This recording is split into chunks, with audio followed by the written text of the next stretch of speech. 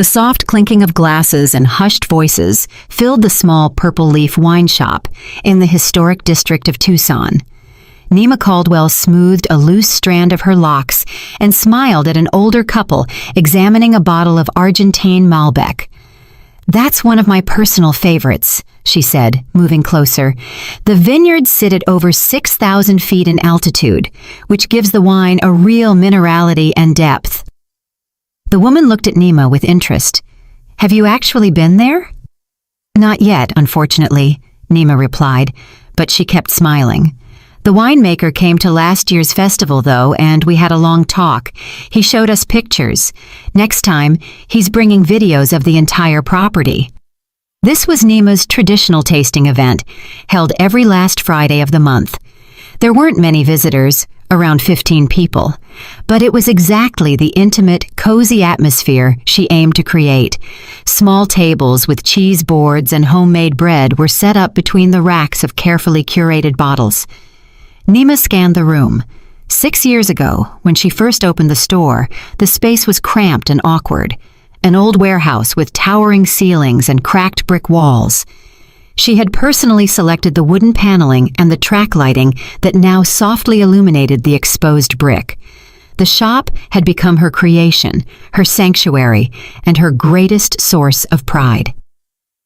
"Nima, this is excellent," said Caleb, a silver-haired professor from the University of Arizona and one of her regular patrons. "These Washington wines get more interesting every year." "Thank you," she nodded. "I've been able to track down some small vineyards that haven't hit the big box stores yet." Purple Leaf wasn't a massive retailer, but it had a loyal clientele who appreciated Nima's auteurist approach to selection and her meticulous attention to detail. Out of the corner of her eye, she noticed her smartphone on the counter light up. A new text message had arrived. Nima knew her husband wouldn't be showing up tonight, just as he hadn't come to any of her events for the past 3 months. The message was brief. "Don't wait up, I'm with a potential collector." She switched off the phone screen. 6 years ago, when they first met, she couldn't have imagined their relationship would devolve into this strange form of coexistence. Her thoughts drifted back to their first meeting at a contemporary art exhibit. Mehi Queenland was standing in front of his installation, a bizarre construction of metal, glass, and light that he claimed symbolized the fragility of human relationships in the digital age. Nima was just accompanying a friend and had only a distant concept of contemporary art, but she found herself intrigued, less by the work itself than by its creator. "You've been frozen in front of my installation for 15 minutes, he said, suddenly appearing beside her. "You either love it or you don't understand it at all." There was no arrogance in his voice, only genuine curiosity and a slight self-directed irony. He was 5 years older than her and spoke with passionate intensity and a sparkle in his eyes. His hands were incredible, with long fingers that constantly gesticulated as he explained his artistic philosophy. When Nima confessed that she didn't know much about contemporary art, he laughed. "Honesty is a rare commodity at events like this," he said. "Everyone here pretends to understand the deep meaning, when in reality they're only calculating the price of the piece and the artist's status." A week after they met, he invited her to his studio, a spacious loft with huge windows and high ceilings. Canvases, wire sculptures, and charcoal sketches covered the walls. Everything spoke of a simmering creative energy. "I want to create something real," he told her, showing his work, "something that makes people think, feel, and question." Mehi never talked in cliches. He always found an unexpected angle for any subject. He drew her into his world, where the mundane dissolved, and beauty could be found in the most unexpected places. "I don't paint pretty landscapes for hotel rooms," he explained. "The market demands comfortable, decorative painting, but that's not art. Art should be unsettling." Nima believed in his talent and sincerity. She didn't know that it wouldn't be long before there was no trace left of that passionate artist with the fiery eyes. She didn't know that 3 years after they married, Mehi would be lying on the sofa, endlessly scrolling through social media, complaining about the soullessness of the art market and the banality of the critics. The tasting evening was winding down. Nima said goodbye to the last few visitors and began tidying up. It was nearly 11 o'clock when she got home. Makey was gone, but signs of his presence were everywhere. An unfinished cup of coffee on the side table, art magazines scattered around, an uneaten sandwich in the kitchen. Nima sank tiredly onto the sofa. Their house, a small but cozy bungalow in the Sam Hughes district, had once been their joint project. Now, it increasingly felt like Makey's territory. Traces of him were everywhere, but he himself was rarely present. She remembered 2 years ago when Makey had been excited about working on a new series, talking about an exhibition in Santa Fe. But the exhibition never happened. The gallerist who had promised to support him suddenly lost interest, and Makey fell into a state of creative paralysis from which he never emerged. At first, Nima sympathized, supported him, and suggested ideas, but as time passed, her patience wore thin, especially when she realized Makey had stopped even trying. He spoke of accumulating energy and re-evaluating his creative path, but in reality, he spent most of his time on social media, criticizing successful colleagues and complaining about his lack of recognition. The front door slammed at midnight. Makey walked in, smelling of whiskey and cigarettes. "How is the meeting with the collector?" Nima asked, trying to keep her voice neutral. "He didn't show," Makey replied, tossing his jacket over the back of a chair. "Sent a text at the last minute, some urgent thing, supposedly." "I'm sorry," Nima said, although she doubted the collector's existence. "I knew you'd be happy," he said curtly. "It suits you just fine for me to stay a loser." Nima sighed. These accusations had become routine. "Don't be ridiculous, Makey. I've always supported your work." "Right, you have." He smiled sarcastically. "You just keep reminding me that I don't earn anything." "I never said that." "Not directly, but you constantly stress how hard it is to run the shop, how much time you spend on it." "Because it's true. I work hard, and I do it willingly." Makey opened the fridge and took out a beer bottle. "Of course, you're a successful businesswoman. I'm nothing. Stop the self-pity. It's not productive." "Not productive?" He gave a strained laugh. "You even sound like a businessman. You measure everything by its usefulness." Nima felt her irritation rising. "How am I supposed to talk? Am I supposed to validate your whining? Makey, you haven't painted a single canvas in the last year. You don't even try." "Oh yeah?" He challenged her, meeting her gaze. "Do you know what it means to be an artist? Creativity doesn't run on a schedule. It's not your store where everything can be planned and organized." "But creativity requires at least a minimum of effort," Nima countered. "You just gave up." "Easy for you to say. Your father financially backed you when you opened your shop." That was a sensitive point. Nima's father had indeed given her the down payment for the space, but she had done the rest by taking out a loan and working 16-hour days for the first 2 years. "I paid my father back every last cent," she said, her voice trembling with resentment. "And you know it. And your studio rent, by the way. I've paid that out of pocket for the last 3 years, too." "There it is." Makey raised his finger triumphantly. "You finally said it. Out of my pocket. It's all about money." "No, it's not the money. It's your attitude," Nima retorted. "I wouldn't mind providing financial help if I saw you at least trying to create something. But you sit at home, criticizing everyone around you and waiting for success to fall from the sky." Makey's face contorted. "You don't understand. The art world is a racket. If you don't have connections, if you don't kiss up to the right people, you don't stand a chance." "But there are other artists who—" "Like who?" he interrupted. "The ones who churn out commercial junk for tourists? Or the ones working for ad agencies, selling their souls for corporate dollars?" "There are other avenues," Nima insisted. "You could teach, give workshops." "Oh, now you're an art expert." His voice dripped venom. "Maybe you could teach me how to paint, too. Or would you prefer to tell me to get a job at a grocery store?" Nima closed her eyes and exhaled slowly. These fights repeated with depressing regularity. Makey skillfully turned every conversation into an accusation against her, manipulating her guilt. "I don't want to fight," she finally said. "It's just that we can't go on like this." "We?" he sneered. "Aren't you the one who can't accept that her husband doesn't live up to her expectations? You want to be proud of me in front of your rich clients. Oh, my husband is a famous artist. And you don't actually care about the art. You don't even understand what I do." "That's not fair," Nima said softly. "I've always supported your art. Remember 3 years ago when I organized an exhibition of your work at the store?" "Yeah, you organized a charity event." He grimaced. "Let's support the poor artist." "Thank you so much." "You are impossible," Nima shook her head. "No matter what I do, you twist everything. I don't know how to talk to you anymore." Makey finished his beer and set the bottle on the table. "Maybe we don't need to talk.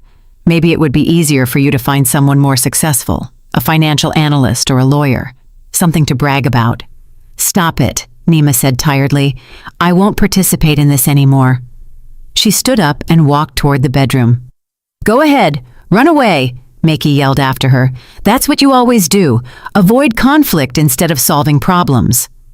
Nima closed the bedroom door behind her and leaned against it. These fights were draining all her strength. She couldn't remember the last time she had felt happy with her husband, when exactly their passion had turned to bitterness and his creative fervor to self-pity. She walked over to the window and pulled back the curtain. The Tucson night sky was peppered with stars. Somewhere in this city, there were probably happy couples who still loved, supported, and inspired each other. Nima remembered how she and Makey had once sat on the porch of their newly purchased home, dreaming of the future. He spoke of his art gallery, she of expanding her shop. They planned trips. They talked about the wines she would bring back from France and Italy, and the landscapes that would inspire his new works. Where had it all gone? How could an all-consuming passion turn into an endless stream of blame and disappointment? Nima couldn't sleep for a long time that night. She listened to the sounds from the living room, where Makey seemed to be watching television. She didn't need to see him to know what he was doing, lying on the sofa with a beer bottle, gloating over the news from the art world, ridiculing the successes of other artists, and finding confirmation of his conspiracy theory against true talent. "I can't live like this anymore," Nima thought, staring at the ceiling. It wasn't the first time she'd had the thought, but today it felt especially clear and final. Makey had become a selfish child demanding constant attention and support while giving nothing back. He was a parasite on her patience, her kindness, and her finances, and there was no end in sight. The Arizona sun beat down relentlessly, forcing people dressed in dark suits to seek shade under the sprawling trees of Evergreen Cemetery. Nima stood by the fresh grave, tightly gripping a bouquet of white lilies, her father's favorite flowers. Montgomery Monty Caldwell had always said there was something aristocratic and unchangeable about their austere beauty, just like the principles that guided his entire life. The minister was saying something about eternal rest and the Lord's mercy, but the words reached Nima as if through a column of water. Her thoughts drifted between memories of her father and the realization of an irreparable loss. Monty had died suddenly of a massive heart attack during a business meeting. He died in his own way, dressed in a suit, talking about investments, without even having time to say goodbye. It was so characteristic of him, formal, reserved, always focused. Nima felt a light touch on her elbow and turned around. Makey stood beside her with an expression of grief suitable for the occasion, but his eyes remained cold, distant. He was wearing a dark suit Nima hadn't seen in years, not since they attended a major exhibition opening in Phoenix. "Are you okay?" he asked softly. Nima nodded, not trusting her voice. It was hard to tell how sincere her husband's concern was. The relationship between Makey and Monty had always been tense. Nima's father, pragmatic to the core, had never hidden his skepticism about his son-in-law's artistic ambitions. "Art is a fine hobby," he had once said, "but a man should provide something more reliable for his family." These words wounded Makey, hurting his ego, and he responded with a chilly courtesy that hid thinly veiled contempt. "Typical materialist," he would complain to Nima after every encounter with her father. "To him, only what can be measured in US dollars has value." The ceremony ended, and people began to disperse. Many approached Nima, offering condolences and hugs. Meki stayed nearby, but gradually moved away, engaging in conversation with a group of men in elegant suits, Monty's business partners. Nima noticed this detail. Previously, Meki had avoided all communication with the suits, as he contemptuously called them. Now, he was actively participating in the conversation, even typing something on his phone. Nima. The quiet voice of Veronica, her father's executive assistant, pulled her out of her reverie. Do you need anything? A little water? Veronica, a woman in her mid-50s with attentive brown eyes, had worked with Monty Caldwell for the last 20 years. She knew more about her father's business than anyone. No, thank you, Nima smiled faintly. I'm okay. Eugene wanted to speak with you, Veronica said, nodding toward a gray-haired man nearby. It was about the will and other formalities. Eugene Brooks, her father's lawyer and a longtime family friend, caught Nima's eye and walked over to her. My deepest condolences, he said, shaking her hand. Monty was an extraordinary man. Thank you, Nima nodded. I valued his partnership greatly. We'll talk about everything later, Eugene said. Now is not the right time for business matters, but as soon as you're ready, contact me. There are some important things to discuss. Of course, Nima replied. I'll call you next week. After the cemetery, there was a memorial dinner at the country club where Monty had been a member for the last 30 years. Nima sat at the head table, mechanically responding to condolences and maintaining meaningless conversations. Meki moved among the groups of guests, unexpectedly animated and sociable. Watching her husband, Nima recalled her father's warnings. Monty had never explicitly disapproved of her choice, but his reticence toward Meki spoke volumes. He's using you, honey, her father had told her one day, a year after the wedding, when they were alone after a family dinner. I can see through people like that. Nima had been fiercely protective of her husband at the time. You don't understand creative people, Dad. Meki isn't like you and me. He thinks differently. He sees the world differently. It's not about his creative nature, her father said. I know many artists, musicians, and writers. Among them are exceptionally decent and responsible people. It's his character. He's self-centered. Nima, he always puts himself first. You're being unfair. Nima had felt offended at the time. You're just very different. Monty didn't press the issue, but periodically returned to this conversation, especially when he noticed signs of dissatisfaction in his daughter's demeanor. I respect your choice, he said. But remember, you deserve to be loved as much as you love. These words resonated in Nima's mind as she watched Meki, who was now having an animated conversation with Eugene Brooks. The discussion seemed lively. Nima observed her husband arguing something fervently, and her father's lawyer responding measuredly but firmly. After the formal part was over, when most of the guests had dispersed, Nima and Meki got into the car. She expected her husband to offer to drive, given her emotional state, but he settled silently into the passenger seat. What were you and Eugene talking about? Nima asked, pulling out of the parking lot. Just offering my condolences, Meki shrugged. He's an old family friend, isn't he? Nima gave him a disbelieving look. It didn't look like that. You were having an argument. Meki was silent for a moment, then sighed. Fine. I asked him about the will. Don't look at me like that. It's a natural question. Your father was a wealthy man, and you're his only daughter. You asked about my father's will on the day of his funeral?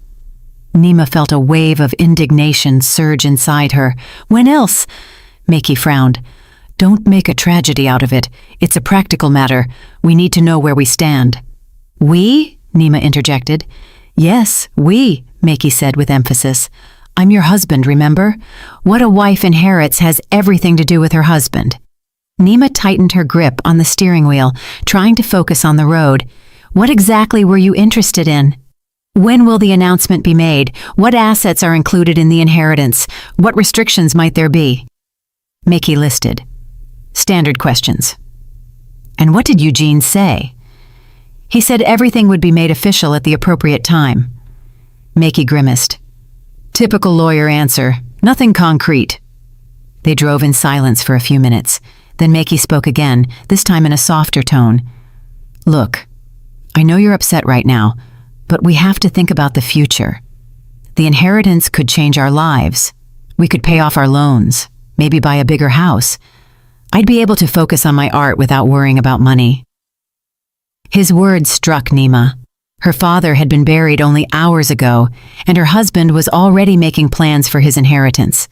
You're unbelievable, she told him. In what way? Meki genuinely looked perplexed. Because you're not even trying to hide how much you care about my father's money, Nima retorted, a man you always despised. I didn't despise him, Meki said. We just had different ways of looking at life, that's all. And yes, I've never hidden the fact that I need money to develop my art. What's wrong with that?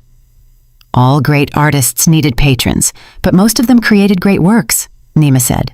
They didn't just lie on the couch with a beer, complaining about the injustice of the world. Meki's face contorted with anger. You never understood the creative process. You think it's like the wine business? Buy it, sell it, put it on a spreadsheet? Art requires suffering, searching, sometimes stagnation, and despair. But you wouldn't understand. Nima parked the car outside the house and turned off the engine. This isn't the time for this conversation, she said tiredly. My father died 3 days ago. I buried him today. I need time to recover. Of course. Meki nodded, suddenly thoughtful. I'm sorry. I'm just worried about our future. Inside the house, Nima changed into comfortable clothes and lay down, feeling incredibly exhausted. Meki came into the bedroom several times, asking if she needed anything, but his concern felt strained, insincere. Later that evening, sitting on the porch, Nima recalled the moments she had shared with her father. She remembered how he had taught her to ride a bike, helped her with homework, and how proud he had been of her success in school and then in college. Monty Caldwell was not an ideal father, too strict, sometimes distant, always prioritizing work. But he loved her in his own way. He cared about her. He wanted the best for her. You know, Nima said, looking at the sunset sky, Dad always wanted me to get an MBA. He thought I couldn't seriously grow my shop without one. And he was right. Meki nodded abruptly. Your business could have been much more successful. Maybe now, with the inheritance, you could expand it. Open a chain of shops or a wine bar. It's not about the money. Nima shook her head. I've never been one for scaling up. I like my small shop, the personal connection with every customer. That's a lack of ambition, Meki said. You're afraid to think big. Your father was right about that. Nima looked at her husband in surprise. Since when do you agree with my father's opinions? Meki shrugged. I can recognize a man's correctness on some issues, even if I don't share his values. Your father was a successful businessman. I acknowledge that. You called him a soulless capitalist who knew nothing of real values, Nima reminded him. You said he was obsessed with money and status. I was too categorical, Meki said, conciliatory. Looking back now, I see he was right about a lot of things, especially about the need for financial stability. This sudden shift in opinion seemed suspicious to Nima. Only a few weeks ago, Meki had flatly refused to attend a family dinner with her father, calling the gatherings a bore. Well, it's a shame you didn't say that when he was alive, she said. Yes, it is a shame. Meki nodded with unnatural reflection. We could have found common ground.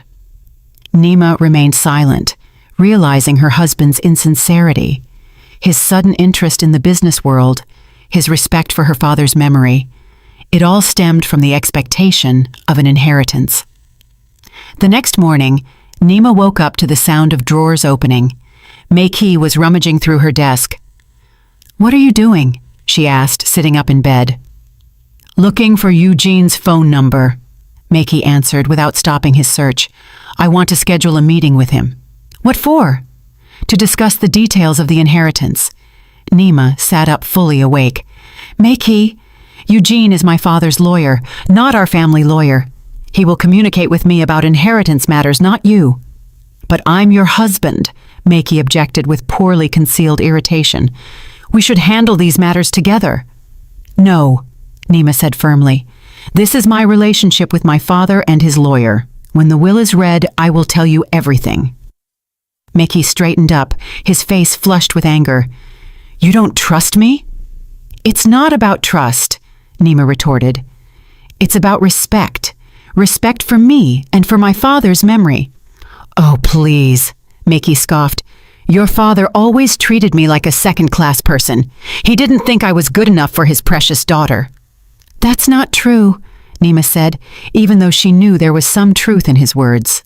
"He was just concerned about my well-being." "He thought I was worthless," Maki continued, growing agitated. "I was nothing to him, an artist. He always said the word with as much contempt as if it were a curse." "You're exaggerating," Nima said, getting out of bed. "Dad never—" "Don't defend him," Maki interrupted. "He was a snob who valued people only by the thickness of their wallet, and frankly, maybe it's better that he's dead. At least now his capital will be used for something worthwhile, instead of another pointless investment." Nima froze, stunned by the cruelty of his words. "What did you say?" Her voice was barely audible. Maki seemed to realize he had gone too far, but he didn't apologize. "I'm just saying, his money will be more useful to us than to him." Nima felt her insides turn cold. Suddenly, the man standing in front of her was a complete stranger. "Get out of my room," she said quietly but firmly. "Nima, you're overly sensitive right now." Maki tried to placate her. "I realize this is a difficult time." "Get out," she repeated louder. "Now." Maki raised his hands in a gesture of surrender and left the bedroom. Nima sank back onto the bed, her hands trembling. She had suspected for a long time that her marriage was falling apart, but only now did she realize the depth of the chasm separating them. My father was right, she thought. Monty had seen right through Maki. He saw his selfishness, his parasitic nature, his ability to manipulate and prey on others. In that moment, Nima made a decision. She would not tolerate this farce of a marriage any longer. She would not let Maki get his hands on her father's inheritance, money he had spent a lifetime earning.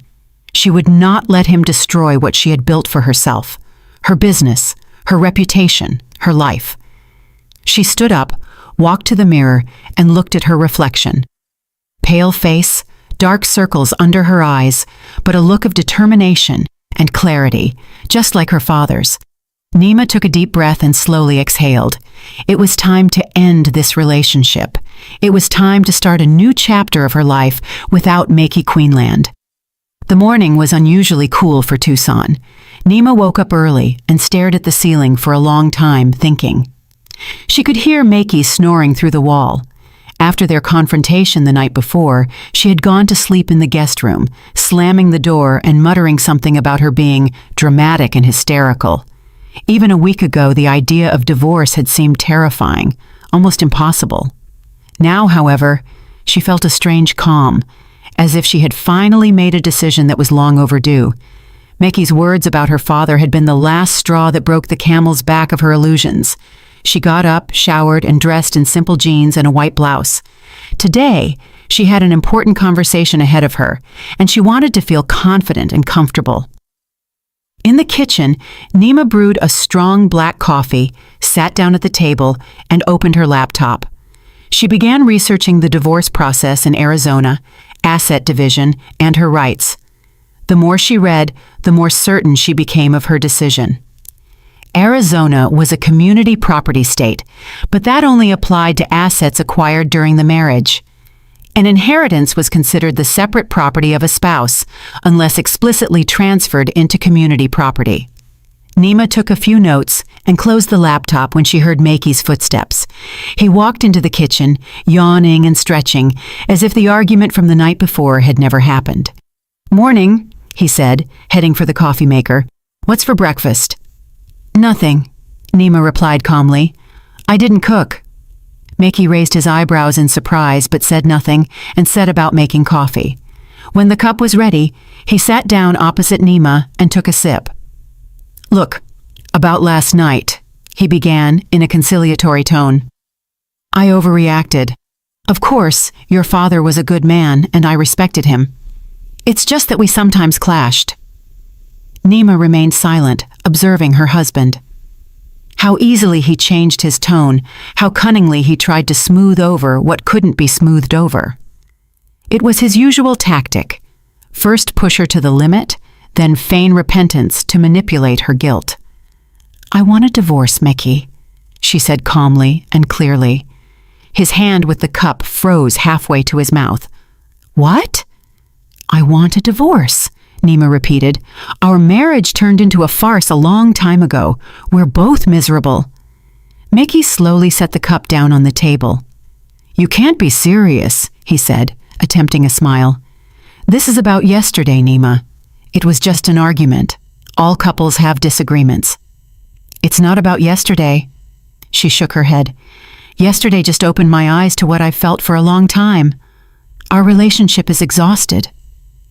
Meki changed tactics, his face becoming serious and concerned. You're grieving your father's death. It's natural. Grief can make us make rash decisions.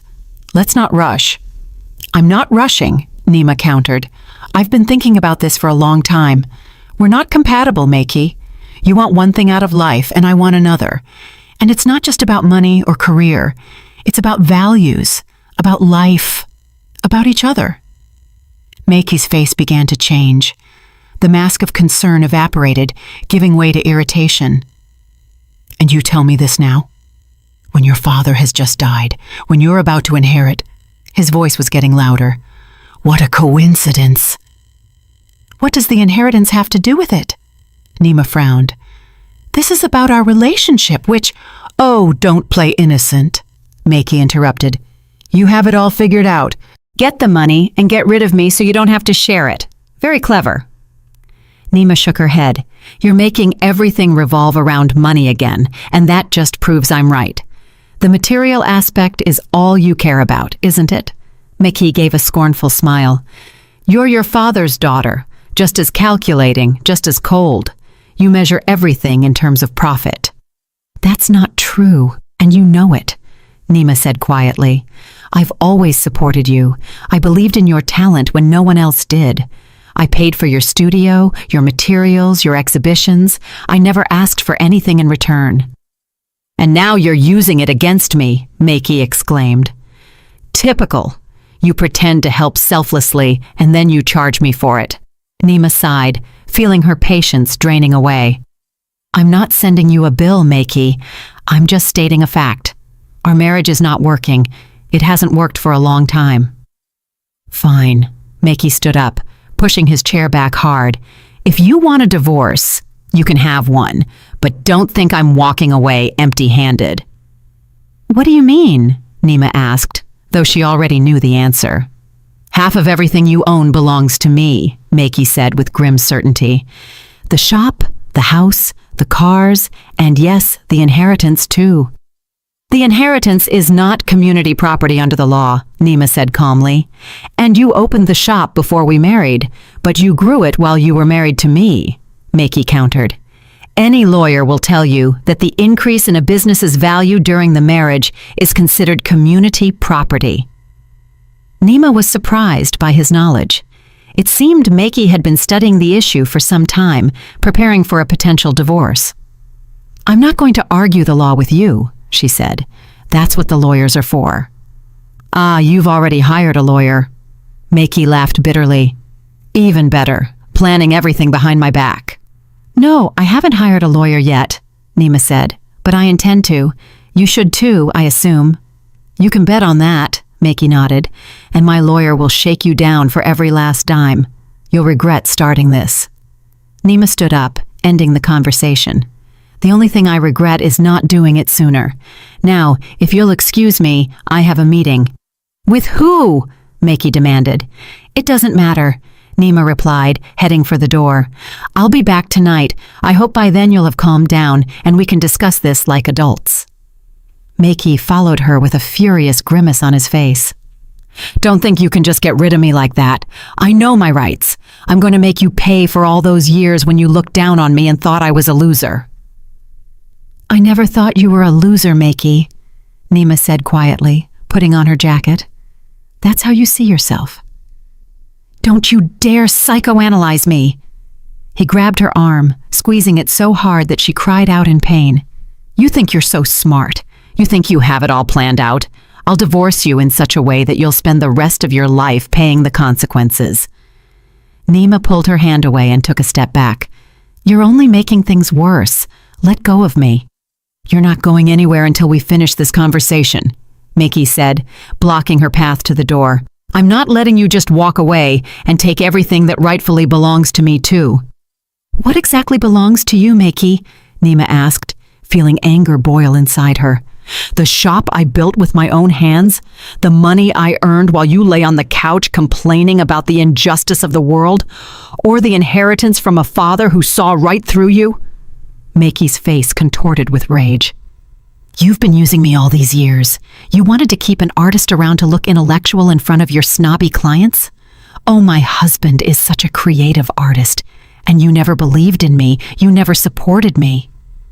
I spent thousands of dollars on your exhibitions, your studio, your materials, Nima retorted. I introduced you to people who could help your career. I put up with your mood swings, your drunken episodes, your endless complaints. What more could I have done? Belief, Miki shouted.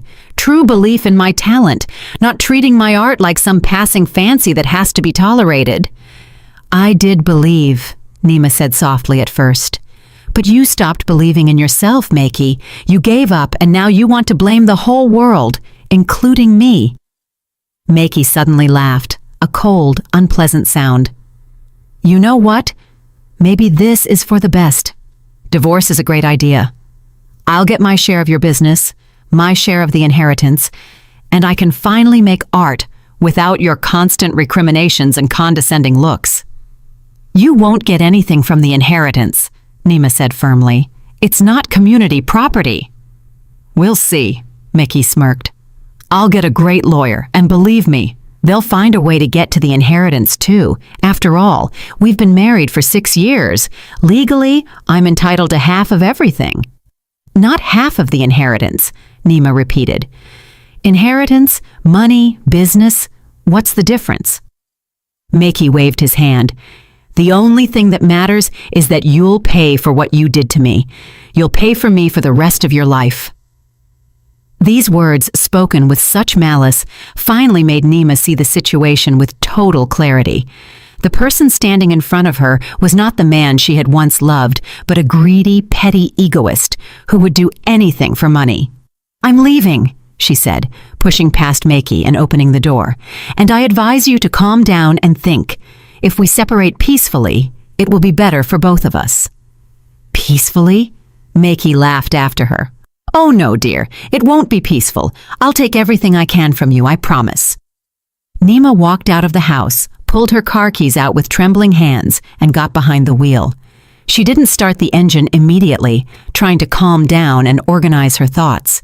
Miki's reaction was expected, but she was still shocked by his rage and greed. 10 minutes later, she parked in front of the office building that housed Eugene Brooks's law firm downtown. She hadn't planned this meeting in advance, but she instinctively drove there, knowing she needed advice from someone she could trust. Luckily, Eugene was in and agreed to see her without an appointment. When Nima walked into his office, the lawyer immediately noticed her state. What's wrong? He asked, gesturing to her chair. You look distraught. I told Miki I want a divorce, Nima replied, sitting down. He didn't take it well. Eugene nodded thoughtfully. I can imagine. Did he threaten you? Yes. Nima smiled weakly. Mainly financial demands. He says he's entitled to half of everything, including the inheritance. That's not true, Eugene said firmly. An inheritance is considered the separate property of a spouse unless it was explicitly transferred into community property. But I understand your concern. Divorce proceedings can be nasty. He'll fight for every penny, Nima sighed. I know him. Eugene took off his glasses and cleaned them with a handkerchief, a habit of his when thinking something over. Well, perhaps now is a good time to tell you about an unusual clause in your father's will, he said. I was finally going to discuss it with you at the official meeting, but circumstances have changed. Nima leaned forward. What is it?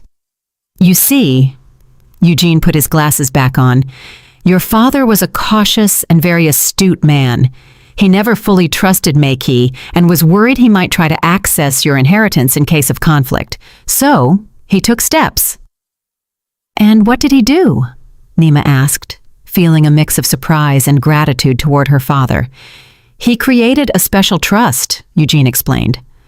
All of his assets do not go directly to you, but into this trust, the Caldwell Family Trust.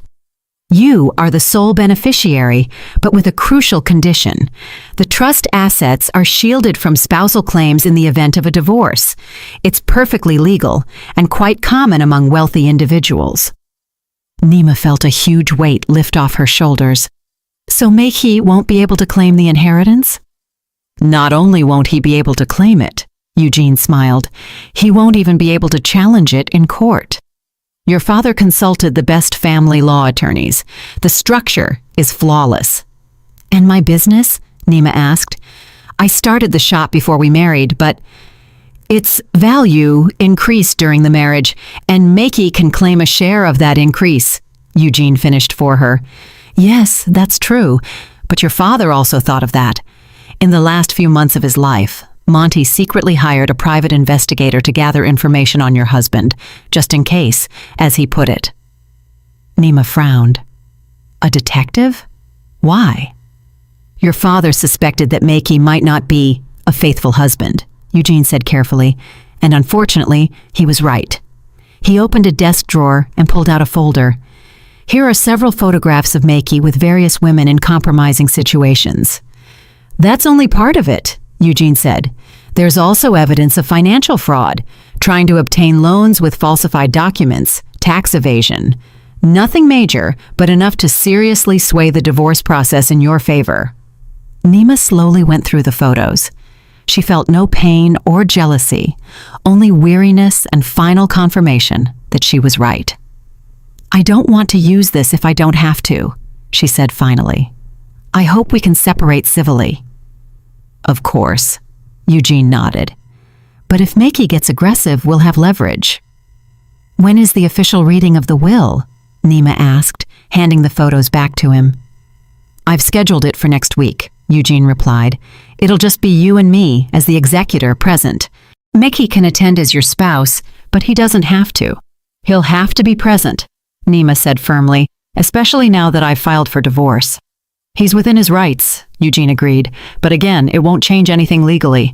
The trust is protected. Nima nodded, feeling strangely calm.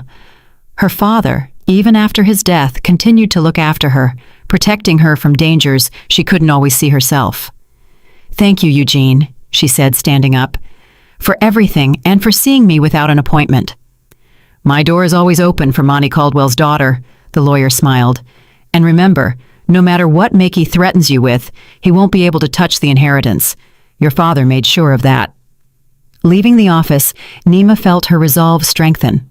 A difficult period was ahead: divorce, separation of lives, perhaps a public scandal if Meiki decided to act as aggressively as he had promised. But now she knew she wasn't alone in this fight. Even in death, her father remained her protector. The office of the law firm Leonard, Simons & Associates was in a glass building in Tucson's financial district. Nima was sitting in a leather armchair, watching her lawyer, Martha Leonard, review the documents the messenger had just delivered. It's interesting, Martha finally said, looking at Nima. Your husband is clearly serious. What is it? Nima asked, trying to remain calm. A preliminary list of demands from your husband's attorney. Martha pushed the papers away. And I have to say, they're quite ambitious. Nima smiled wryly. It had only been a week since she informed Meiki of her decision to divorce, but he had already found a lawyer and prepared his demands. He was in a hurry. Meiki had moved out of the house the day after their talk, taking only his personal belongings and a few pieces of art from his studio. And on the third day, Nima received the news that her husband had hired Raymond Prescott, known in Tucson for his aggressive divorce tactics. He's demanding half the value of the house, half of your business, spousal support, and of course, a share of the inheritance, Martha enumerated, plus compensation for emotional distress due to alleged psychological pressure from your side. Emotional distress? Nima shook her head. That's ridiculous. It's a standard Prescott tactic, Martha explained. He always starts with the most exaggerated demands to have something to concede later in negotiations. Don't take it personally. But Nima found it hard not to take it personally. Every new document, every demand, every accusation from McKee felt like a personal betrayal. How could the man she had lived with for 6 years turn into such a greedy and vengeful stranger? "What are we going to do?" she asked, looking at the imposing pile of documents. "To start with, we'll respond to his demands with our counteroffers," Martha said.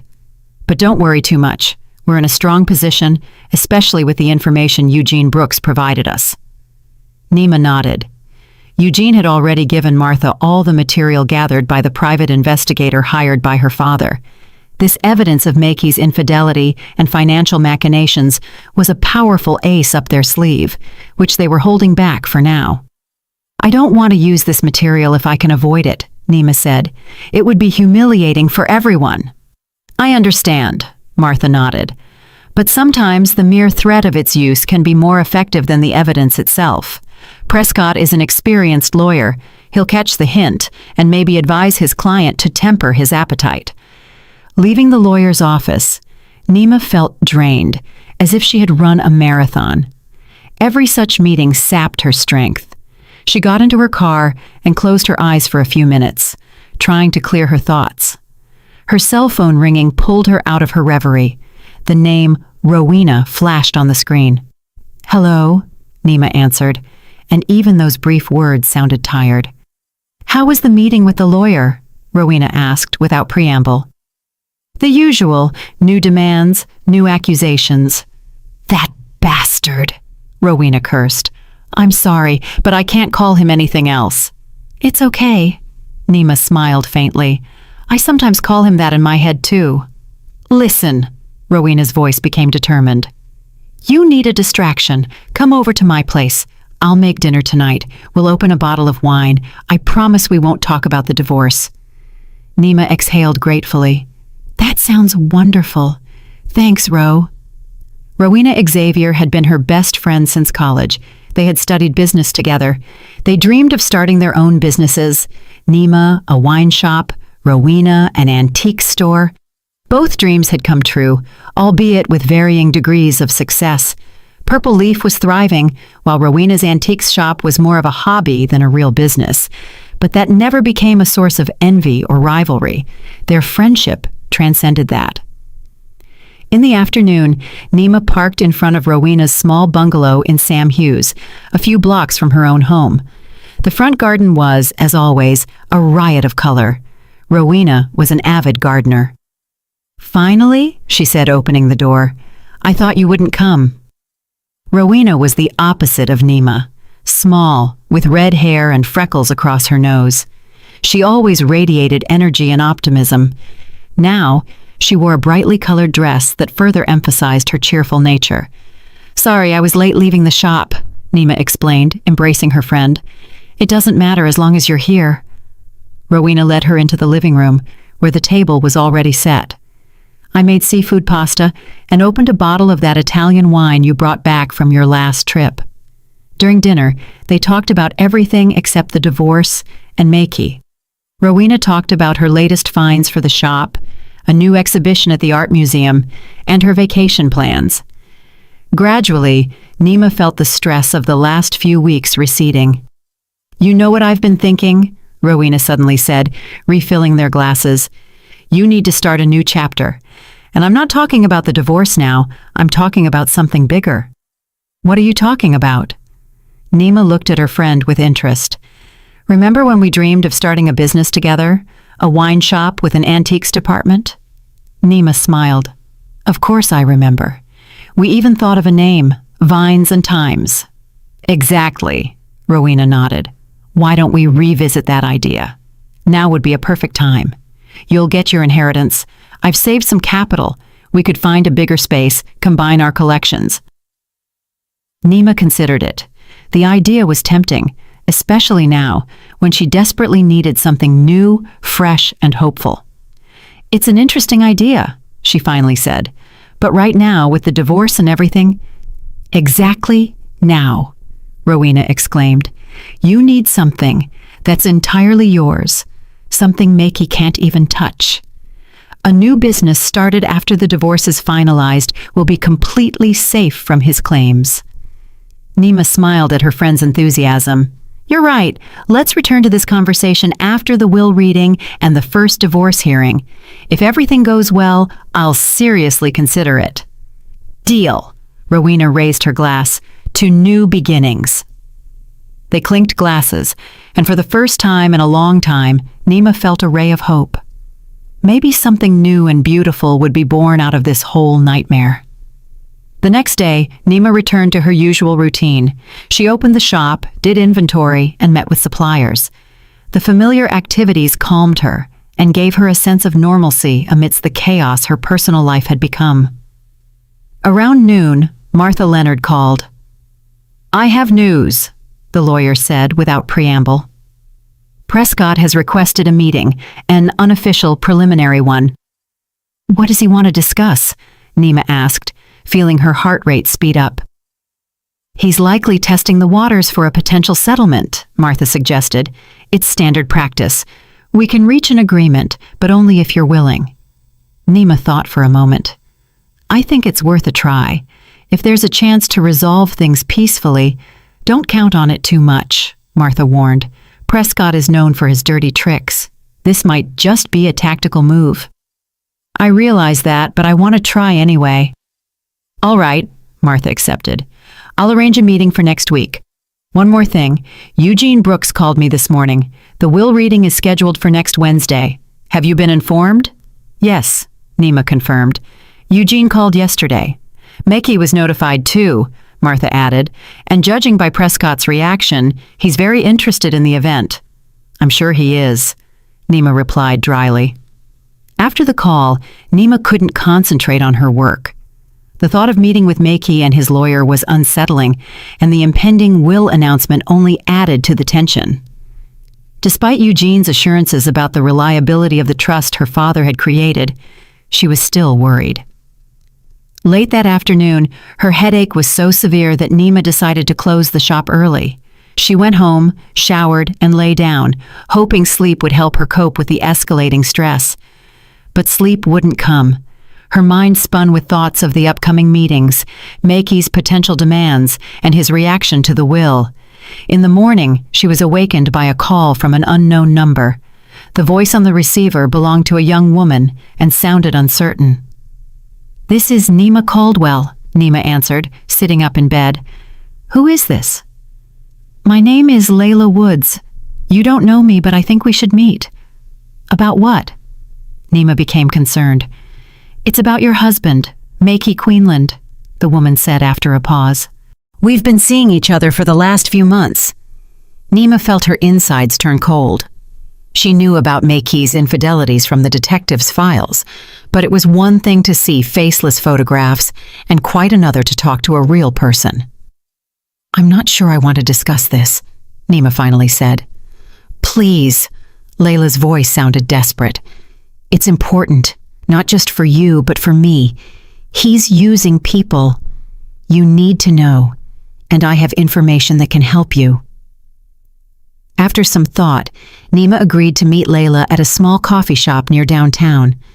When she arrived, the young woman was already waiting for her at a table in the corner. Layla looked like a fragile brunette, about 25 years old, with large brown eyes and nervous movements.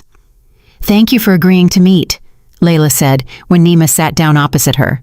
I know this is weird and really awkward. A lot, Nima nodded. So let's get straight to the point. What did you want to tell me? Layla took a deep breath. I met Makey at a contemporary art exhibition about 8 months ago. I work at a gallery, and he was charming. He talked about his art, his plans. She trailed off, clearly embarrassed. Anyway, we started seeing each other. He told me that you two were practically divorced, that you were living separately and were just doing the paperwork. Nima shook her head. 8 months ago, she and Maiki were still living together, and divorce was out of the question. But that's not the point, Layla continued. In the last few weeks, he's become strange. After your father's death, he only talked about the inheritance, how he'd get his share, how he'd use the money for his career. And yesterday, Layla pulled her phone out of her bag. He sent me this yesterday. She showed Nima a text message from Maiki. Everything is going according to plan. We'll have enough money for the gallery soon. Her father left a fortune, and half of it will be mine. Prescott knows what he's doing. Expect news after Wednesday. Nima silently handed the phone back. So not only was Maiki cheating on her, but he was actively planning for her money with his mistress. It was predictable. "Why are you showing me this?" she asked Layla. "I thought you were on his side." "I was," Layla nodded, "until I realized what he was really like. He used me just like he uses everyone. He promised to help my career, introduce me to the right people. But in reality, he only wanted me to introduce him to the powerful collectors at the gallery.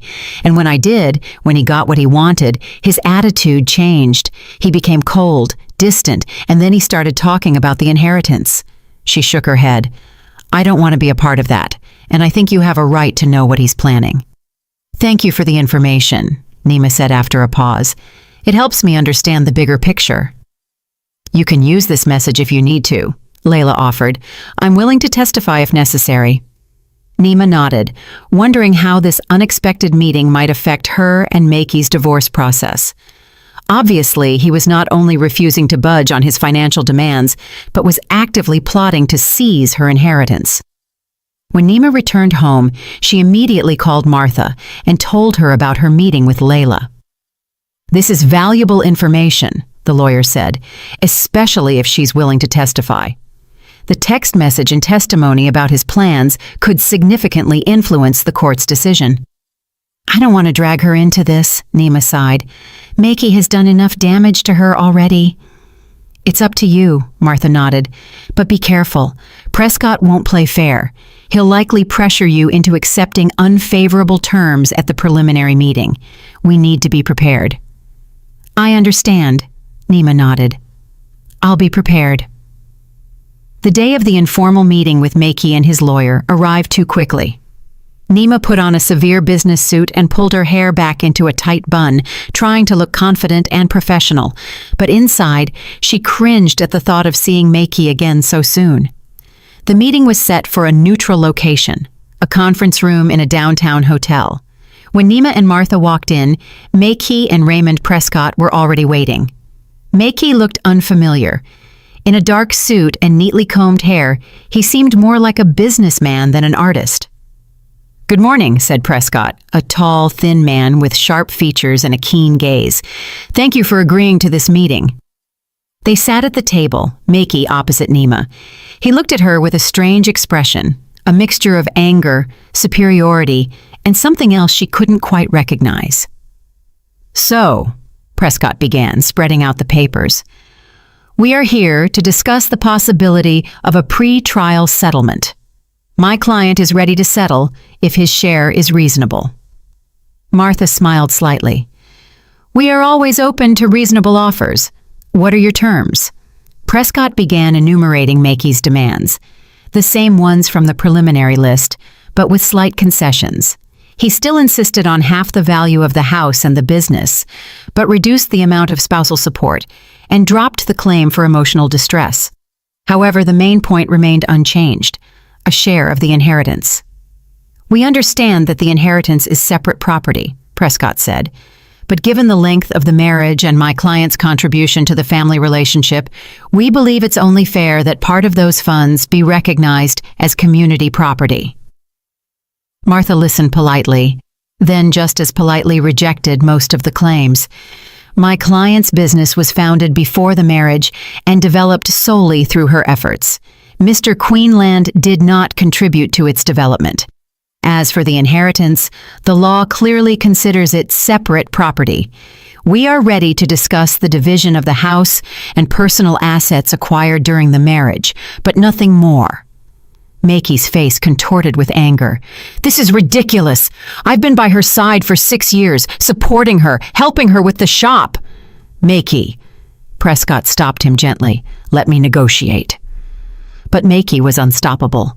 She always does the same thing, pretends to be an innocent victim while manipulating everyone around her. She used me, and now she wants to throw me out like an old piece of junk. Mr. Queenland? Martha's voice remained calm but hardened. I advise you to control your emotions. It will not help us reach an agreement. Prescott placed a hand on Makey's shoulder, urging him to calm down, and continued the negotiations. But it was obvious that the parties were too far apart to reach a compromise. Perhaps we should take a break, Martha suggested after an hour of fruitless discussion, and return to this conversation after the will reading on Wednesday. Prescott nodded, clearly unhappy with the meeting's progress. I agree. Perhaps with new information, we can find a more constructive approach. As they were leaving the conference room, Makey caught up with Nima in the hallway. You think you've won, don't you? He hissed at her. You think your father had it all planned out, right? Please, Makey, Nima said tiredly. Let's not do this. You'll regret it, he interrupted. I know things about you that others don't, and believe me, I'll use anything to get what I deserve. Mr. Queenland, Martha interjected, if I were you, I wouldn't make threats in front of witnesses. It could be interpreted as attempted coercion and won't earn you points in court. Makey shot her a furious glance, but backed away and returned to his lawyer, who was waiting for him at the elevator. What did he mean by that? Nima asked Martha as they left. I know things about you that others don't. Most likely a bluff, Martha shrugged. Typical technique. Hint at some secret, try to smear you, make you nervous. Don't fall for it. But Makey's words sowed a seed of unease. What did he mean? She had no secrets that could affect the divorce process. Or did she? The day of the will reading was approaching, and Nima felt like she was facing a major exam. She didn't doubt the reliability of the trust her father had created, but Makey's words kept her on edge. The evening before the announcement, Rowena came over with a bottle of wine and a box of chocolates. I figured you could use some moral support. They sat on the porch, enjoying the warm evening and the good wine. How do you feel about tomorrow? Rowena asked. Nervous, Nima admitted. Not about the will itself, that's clear. But Makey said something strange at the meeting with the lawyers. He implied he knew something about me that others didn't.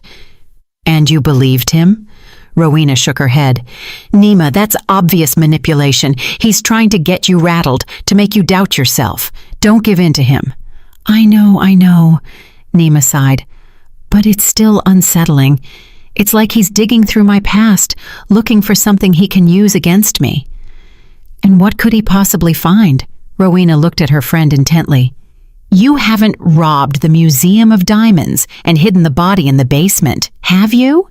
Nima laughed, feeling the tension release a little. No, of course not. But you know Makey. He's capable of blowing up a scandal out of thin air. Well, Rowena raised her glass. Then here's to everything going smoothly tomorrow. To justice.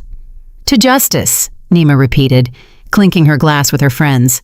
She tried to project confidence and calm, but inside, she felt a sense of dread. Tomorrow could be a decisive day in her divorce proceedings. If everything went according to plan, if the trust truly protected the inheritance from Makey's claims, it would significantly weaken his position. But if he had actually found some loophole, some dirt... No, Nima told herself. I won't let him intimidate me. Whatever happens tomorrow, I'll handle it. Still, when she went to bed that night, she couldn't sleep for a long time, mentally rehearsing the possible scenarios for tomorrow and trying to prepare for any eventuality. The courtroom in the Tucson County Courthouse was austere and formal. Dark wood paneling, rows of benches, the judge's bench on a raised platform, everything created an atmosphere of solemnity and importance. Nima sat in the front row next to Martha Leonard. Across the aisle were Makey and Raymond Prescott, both in dark suits and with tense expressions. The will reading was scheduled for 10 o'clock, but Judge Harden, a stout man with a gray beard and piercing gaze, was late. Nima nervously rubbed the watch strap on her wrist, trying not to look in Maki's direction. She could feel his gaze on her, intense, evaluating, as if he were trying to anticipate her reaction to what was about to happen. Eugene Brooks, her father's lawyer, sat at another table, examining documents and occasionally adjusting his gold-rimmed glasses. He seemed calm and composed, like a man certain of his actions and their outcome. Finally, the doors opened and Judge Harden entered the room. Everyone present stood up. "Please be seated," the judge said, taking his place. "We are here for the reading of the last will and testament of Montgomery Richard Caldwell. Before we begin, I want to make one thing clear. This is not a divorce hearing for Mr. Queenland and Ms. Caldwell. This is a separate proceeding, and I expect everyone present to behave accordingly." He looked at Maki, who was fidgeting impatiently in his seat. "Mr. Brooks," the judge turned to Nima's father's attorney. "Are you prepared to present the will of the late Mr. Caldwell?" "Yes, Your Honor." Eugene stood up and approached the judge's bench with a folder of documents. "I have a certified copy of the will and all related documents, including the death certificate and proof of my authority as executor." The judge accepted the documents and began to review them. The silence in the room became almost palpable. Nima felt her heart pounding in her chest. Despite Eugene's assurances that her father's legal structure was sound, she was still nervous. "Very well," the judge finally said, setting the papers aside. "Mr. Brooks, please proceed with the reading." Eugene nodded, returned to his desk, put on his glasses, and opened the will folder. "I, Montgomery Richard Caldwell, being of sound mind and memory, do hereby make, publish, and declare this to be my last will and testament." He began to read. "First, I revoke all previous wills and codicils. Second, I appoint Eugene Albert Brooks as my executor and grant him full authority to dispose of my assets in accordance with the instructions contained herein." Nima listened to the standard legal wording without absorbing its meaning. Her thoughts were focused on the main point. What exactly had her father arranged to protect her inheritance? "All of my property, including real estate, securities, bank accounts, and other assets," Eugene continued, "I transfer to the Caldwell Family Trust, established by me on the 1st day of April, 2000, and supplemented on the 15th day of January of this year. I name my daughter, Nima Elizabeth Caldwell, as the sole beneficiary of this trust." Maki visibly tensed. Nima saw him lean toward his lawyer and whisper something in his ear. Prescott frowned and made a few notes in his notebook.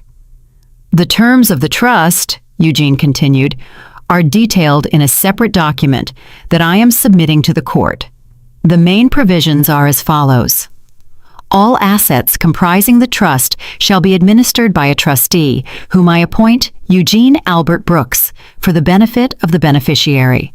The beneficiary has the right to receive income from the trust assets and to use the principal for purposes specified in the trust agreement." Eugene turned the page and continued. "I would like to draw particular attention to Clause 7 of the trust agreement, which addresses the protection of assets from third-party claims.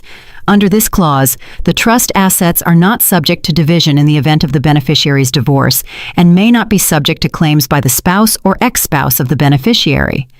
This clause is based on Arizona law, which recognizes the inheritance as the separate property of the spouse." Maki jumped out of his seat. "That's illegal! He can't just exclude me from the inheritance." "Mr. Queenland," the judge said sternly, "sit down and be silent, or I will be forced to remove you from the courtroom." Maki sat back down reluctantly, his face flushed with anger. Prescott placed a hand on his shoulder, urging him to restrain himself. "Continue, Mr. Brooks," the judge nodded. "Thank you, Your Honor." Eugene adjusted his glasses. In addition to the main trust agreement, Montgomery Caldwell left a sealed letter addressed to the court, which was only to be opened if Meki Queenland challenged the terms of the trust. Since Mr. Queenland has already voiced his dissent, I request permission to submit this letter. Judge Harden nodded. "Submit the letter to the court." Eugene took an envelope from his briefcase and handed it to the judge. Hardin carefully examined the seals, ensuring they were intact. Then he opened the envelope and began reading the contents. As he read, his eyebrows rose higher and higher. "I see," he finally said. "Mr. Brooks, were you aware of the contents of this letter?" "Only in general terms, Your Honor. Montgomery Caldwell informed me that if his son-in-law challenged the terms of the trust, I should present the letter to the court. He said the letter contains evidence gathered by a private investigator that reveals Mr. Quinlan's true motives and character." "That's blatant slander," Prescott protested, rising to his feet. "Your Honor, we object to the use of unverified accusations gathered by an unknown detective at the behest of a man with obvious prejudices against my client." The judge raised his hand for silence. "Mr. Prescott, I understand your concern. However, we are not considering your client's guilt or innocence in this case. We are reading a will, and this letter is part of it. Nevertheless," he looked at the documents again, "I believe the contents of this letter have a direct bearing on the divorce proceeding currently underway between Mr. Quinlan and Ms. Caldwell. Therefore, I will forward a copy of the letter and the attached evidence to the family court for review in that case." Makey paled. "What other evidence? What is he talking about?" "Mr. Quinlan," the judge looked at him severely, "I will ask you for the last time to maintain order in the courtroom." Eugene continued the reading of the will, clearly reading aloud the details of the asset distribution and the terms of the trust. Nima noticed Makey growing increasingly restless, constantly whispering to Prescott, who also looked anxious. Once the formal part was over, as the judge left, Makey quickly approached Eugene. "What's in that letter? What's the evidence?" Eugene looked at him calmly. "I am not authorized to discuss this with you, Mr. Quinlan. If you have any questions about the content of the letter, you should consult your attorney." "This is some kind of conspiracy," Makey raised his voice. "You're all conspiring against me." Prescott quickly stepped forward and pulled his client away. "Makey, calm down. Not here, not now." That same afternoon, Nima received a phone call from Eugene. "Nima, I need to talk to you in person, not over the phone. Can you come to my office tomorrow morning?" "Of course," she replied, feeling a growing unease. "What is it about?" "It's better to discuss it when we meet," he said. "It's nothing major. It's just that your father left another letter, addressed to you personally. I need to deliver it according to his instructions." The next morning, Nima arrived at Eugene's office. The lawyer looked serious, but composed. "Sit down," he said, gesturing to the chair opposite his desk. "After yesterday's will reading, I received notice from Judge Hardin. He reviewed the material your father provided and deemed it serious enough to pass it on to the family court." "What is it, Eugene?" Nima asked pointedly. "What kind of evidence did my father gather?" Eugene sighed. "Your father didn't just hire a detective to gather information on Makey's infidelities. He conducted a full-scale investigation into his past." He took a folder from his desk drawer. "Here's a copy of the material that was submitted to the court. I think you should know who you were really involved with all these years." Nima opened the folder and began reading. With every page, her eyes widened in surprise and shock. According to the documents, Makey Quinlan was not who he claimed to be. His real name was Eric Walls, and he had a history of 2 failed marriages to wealthy women before moving to Tucson. His artistic career also turned out to be largely an invention. Many of the works he presented as his early pieces were copies of works by little-known artists. But the most shocking revelation was that 3 months before Monty's death, Makey had attempted to secure a loan using falsified co-ownership documents for Nima's shop. The attempt failed when the bank requested more proof, but the fact was documented. Eugene also handed her a personal letter from her father. Nima read it with tears in her eyes. Monty wrote about the love he had for his daughter, how he wanted to protect her future, and his confidence that she would overcome this difficult period and build a new, happy life. After her meeting with Eugene, Nima received a call from Martha Leonard. "Nima, Prescott just called. They want to meet this evening." It wasn't scheduled. I think they have a copy of the court file. What did he say? He said his client is ready to compromise and end the lawsuit quickly. I think they realized there was no point in continuing the fight. The meeting was set for 3 o'clock that afternoon. When Nima and Martha walked into the conference room, Makey was already sitting there with Prescott. He looked haggard and pale, a far cry from the self-assured man he had been only a day earlier. In light of the new circumstances, Prescott began, my client would like to reconsider his demands. Mr. Queenland is ready to waive all rights to Ms. Caldwell's business and her inheritance. He is also dropping any claim for spousal support.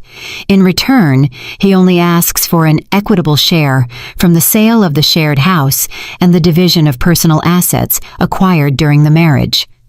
Martha looked at Nima. That seems reasonable. We are willing to consider that offer, but we have one condition. Mr. Queenland must sign a non-disclosure agreement to keep all details of the marriage and divorce confidential. Agreed, Prescott quickly replied.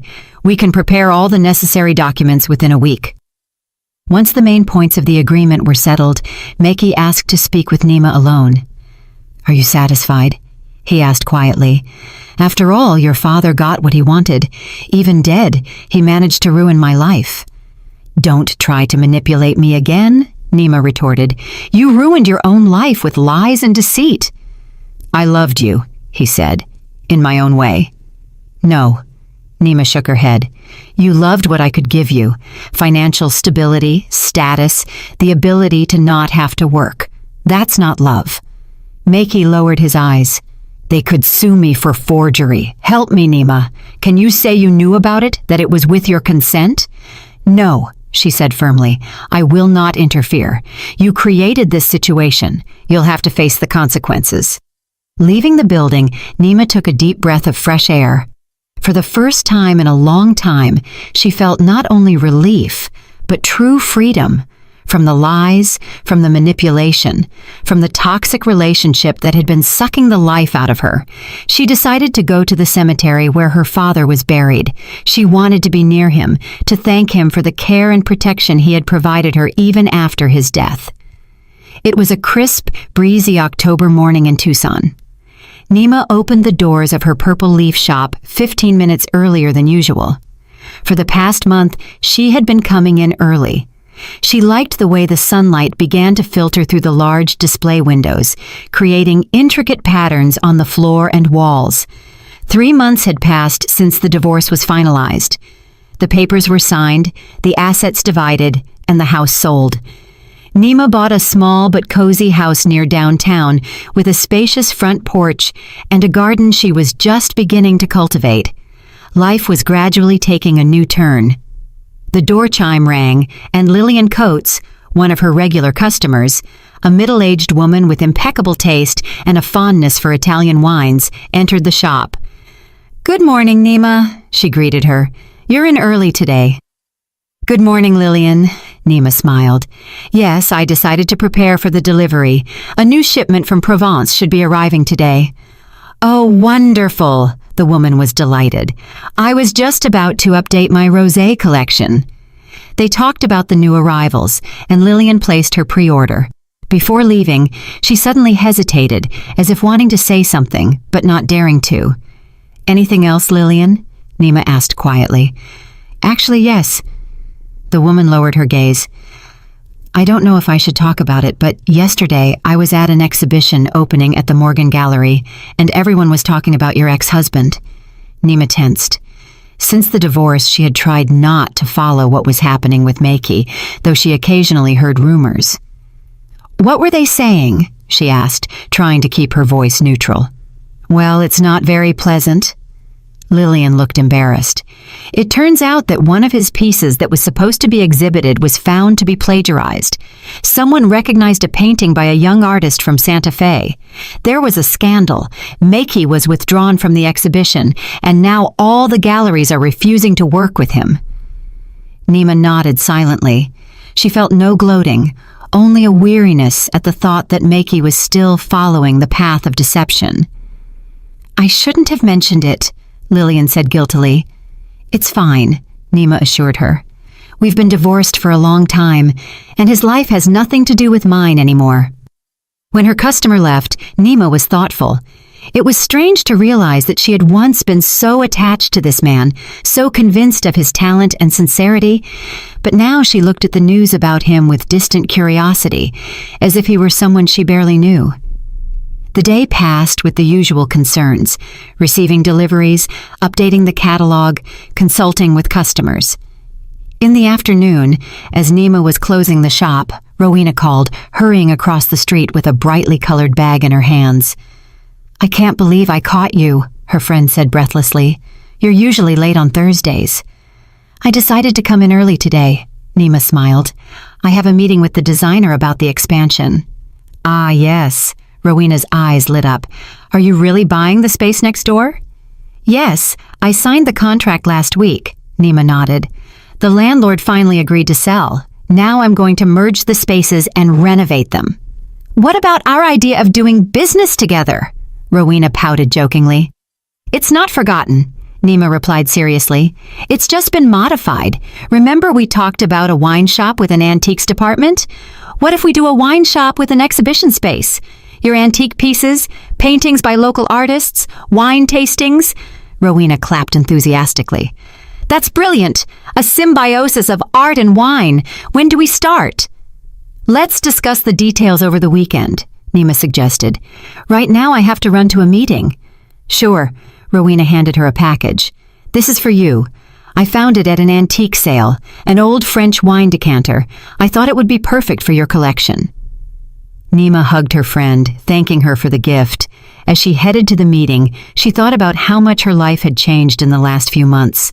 After the divorce settlement, it was as if she had found a second wind. New business ideas appeared. She regained interest in things she used to put off. The designer, a young woman named Clarissa, was already waiting for her at a coffee shop not far from the store. They spent almost 2 hours discussing the layout of the combined space, the color scheme, and the furniture. Nima was enthusiastic.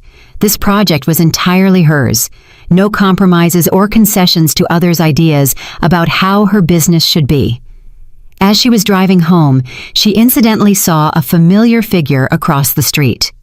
Maki was standing in front of the entrance to one of the galleries, clearly arguing with someone inside. Even from a distance, it was obvious that he looked disheveled. His once fashionable jacket was threadbare, and his hair fell messily over his face. Nima sped up. She didn't want to be seen, but Maki, as if sensing her presence, turned around. Their eyes met across the street. For a second, his face froze in an expression that was a mixture of anger and shame.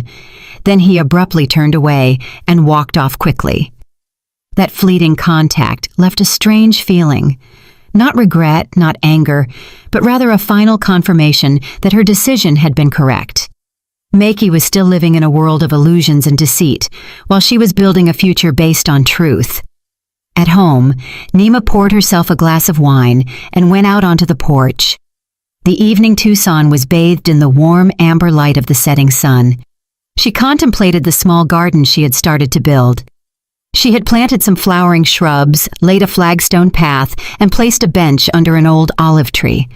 This space, like her life, was slowly transforming, taking on new features. The next morning, she met with Eugene Brooks to discuss investing the trust fund in the business expansion. The lawyer approved her plans. "Monty would be delighted," he said, reviewing the business plan. "He always thought you had an entrepreneurial spirit. You just lacked confidence." "I know," Nima nodded. "I wish I had listened to him more often." "He understood." Eugene smiled gently. "That's why he created the trust, so you could use the money to grow the business. He believed in you, Nima." After the meeting with the lawyer, she went to the bank to apply for a renovation loan. With the trust fund as collateral, it was easy. The bank manager, examining her financial documents, commented, "Your business is doing very well, Ms. Caldwell. Sales have increased for the 3rd month in a row." "I've gone back to my maiden name," Nima corrected him. "And yes, the business is truly growing. I'm expanding my product range and my client base." "Congratulations," the manager said sincerely. Few small businesses show such positive dynamics in the current environment. Leaving the bank, Nima felt proud of her achievements. Purple Leaf truly was thriving. New customers were coming in through referrals. The average check size was increasing. Regular customers were excited about her experiments with rare wines. That same evening, while checking her mail, Nima found a letter from Layla Woods, the same woman who had once told her about her connection with Makey. The letter was brief. "Dear Nima, I want to thank you for your understanding and sensitivity during our meeting a few months ago. It was a difficult time for me, and your attitude helped me deal with my feelings of guilt and confusion. I'm leaving Tucson. I've received an offer to work at a gallery in Portland that I can't refuse. But before I leave, I wanted to let you know that Makey, or Eric, as his real name is no longer working in the art world here. After the scandal at the Morgan exhibition, all local galleries have refused to cooperate with him. The word is he plans to move to Las Vegas. I wish you all the best and prosperity for your beautiful shop. Sincerely, Layla Woods." Nima set the letter aside thoughtfully. She didn't gloat over Makey's downfall, but deep down, she felt justice had been served. He had spent so many years deceiving everyone around him, using people, manipulating them. And this was the result. The art world he longed to belong to had rejected him. A few days later, this information was confirmed by a customer, a collector who knew the Tucson art scene well. "Your ex-husband has left the city," he said, while selecting wine for a private reception. "After the plagiarism scandal, he had no choice. Nobody wanted anything to do with him." "I heard about that," Nima replied neutrally. "You know," the collector continued, "I never understood the hype around his work. It always seemed insincere to me, as if he was trying to imitate different styles without having a voice of his own." Nima remained silent. Oddly enough, she had once thought the same thing, though she had never voiced it aloud for fear of hurting Makey's feelings. She wondered how different their lives would have been if she had been more frank and he had been more open to criticism. The expansion work on the shop began in late November. Nima decided not to close the main premises during the renovation, although it caused some inconvenience to customers. To her surprise, many of them showed interest in the project. Some even offered help and advice. "You're creating not just a shop, but a cultural space," said Caleb, the same professor who had been one of her first regular customers. "It's exactly what our neighborhood was missing." December brought an unexpected surge in sales. The pre-holiday season had always been a success for Purple Leaf, but this year's numbers exceeded expectations. Nima hired an assistant, a university student named Sarah, to manage the customer flow. Young Sarah proved talented and diligent, quickly learning and showing a genuine interest in wines. "You're not at all what I thought you'd be," Sarah confided one evening as they were closing up after a busy day. "What do you mean?" Nima was surprised. "Well, my professor told me you recently went through a difficult divorce," she said sheepishly, "and I expected to see, a drained, depressed woman, and you're so energetic and determined." Nima smiled. The divorce wasn't easy, but it was also the start of something new. Sometimes you have to lose something to find yourself. On New Year's Eve, Rowena hosted a small party at her house. The guests included only close friends, Eugene Brooks and his wife, Martha Leonard, several longtime Purple Leaf customers who had become friends, and unexpectedly for Nima, Marcus DeVere, the architect who was working on the shop expansion project. The evening was filled with laughter, music, and interesting conversations. Near midnight, Nima went out onto the deck for a quiet moment. The stars glittered in the dark Tucson sky, and the air was crisp and clear. "Do you mind if I join you?" asked Marcus, who appeared in the doorway with 2 glasses of wine. "Not at all," Nima accepted gratefully. They stood side by side, enjoying the silence and the night view of the city. "You know," Marcus finally said, "I've been meaning to tell you that I admire you." Nima was surprised. "Why?" "For your courage and your vision," he answered. "Not everyone dares to expand their business in the current economic situation, and not everyone has such a clear idea of what they want to create." "Thank you," Nima said sincerely, "but it's not just me. I have a great team, including you." They continued their conversation, discovering many common interests, from a love of travel to a passion for jazz music. Marcus proved to be an engaging conversationalist, attentive, knowledgeable, and with a subtle sense of humor. When midnight arrived and everyone went back inside for the traditional toast, Nima caught a look from Rowena, who was observing her and Marcus with a knowing smile. "Don't jump to conclusions," Nima mentally addressed her friend, though she herself couldn't deny that the architect's company was pleasant. January brought new concerns and challenges. The renovation of the new space was delayed due to unexpected communication problems. A supplier in Italy held up a large wine shipment due to customs issues. Sarah came down with the flu and couldn't work for a week. But all these difficulties only strengthened Nima's resolve to move forward. Mid-month, she happened to find an article in the local paper. A small piece about the Las Vegas art scene mentioned Mekhi Queenland, who was trying to start a new career by offering his services as a designer for casinos and restaurants. Nima shook her head. It seemed Mekhi had never learned his lesson, once again trying to take the easy way out instead of developing his own talent. In February, the work was finally finished, and Nima could begin furnishing the new space. The wine bar took center stage, with cozy tasting areas and a small stage for musical evenings. The walls were ready for their first exhibitions. Rowena had already selected some antique pieces from her collection, and local artists were enthusiastic about the idea of displaying their works. The grand opening of the newly renovated Purple Leaf was scheduled for March 1st, exactly 1 year after Nima decided to divorce Mekhi. The coincidence felt symbolic.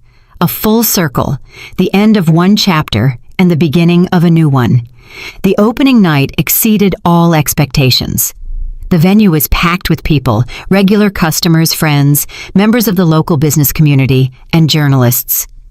Nima, dressed in an elegant burgundy suit, accepted congratulations, gave many tours of the new space, and talked about her vision for a place where wine, art, and community create a special atmosphere. "This is incredible," Marcus said, approaching her with a glass of champagne. "It's even better than I imagined when I was working on the design." "It's everyone's credit," Nima smiled. "Without your vision for the space, none of this would have been possible." "I propose a toast," he raised his glass, "to new beginnings and bold decisions." "To new beginnings," Nima said, clinking her glass with his. Later, when most of the guests had dispersed and those remaining had formed small groups absorbed in conversation, Nima went out onto the small interior patio that had been created as part of the expansion. The Tucson night was quiet and warm. The stars seemed especially bright. She thought about the journey she had taken this year, from a woman trapped in a toxic relationship to an independent entrepreneur who had created something unique and valuable.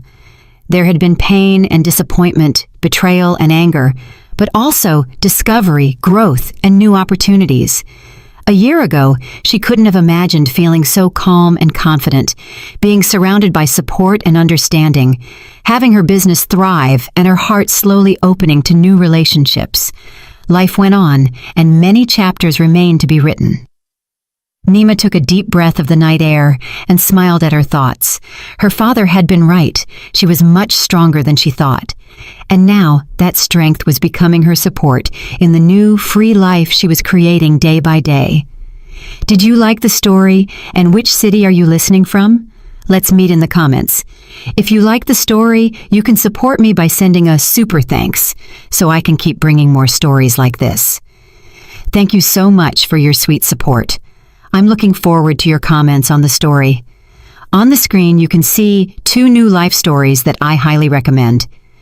There's so much more on my channel. Don't forget to subscribe. See you in the next life story with love and respect.